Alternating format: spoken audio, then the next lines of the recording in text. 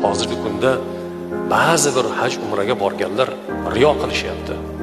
O'sha yerga borib olib, ya'ni Ka'bada qilayotgan ibodatini internetlarga qo'yib, qilayotgan duosini internetlarga qo'yib, ya'ni o'zini o'sha yerda ekanligini bir e'lon qilyapti-da u inson. Mumkin emas. Ibodat maxfiy bo'ladi. Uni oshkor qildimi, unda ajr qolmaydi, savob qolmaydi. O'ng qo'ling berganingni chap qo'ling bilmasin dedilar payg'ambarimiz alayhisalom. Hadislarda keladi.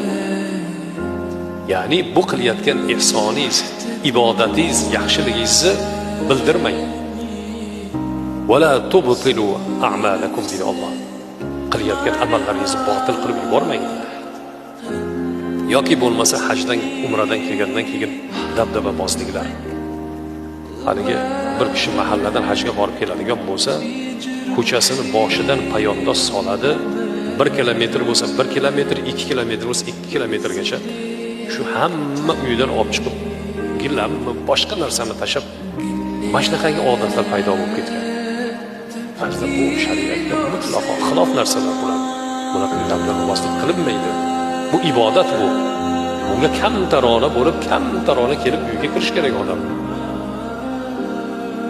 Aytganimizdek, bu qilgan amalini habata qilib qo'yishi mumkin, savobini ketkazib qo'yishi mumkin. Bu yerda mehnat qiladi, mablag' sarflaydi, kuch-quvvat sarflaydi, bajarib keladi. Lekin bu yoqqa kelganda endi buni habata qilib qo'ymaslik kerak.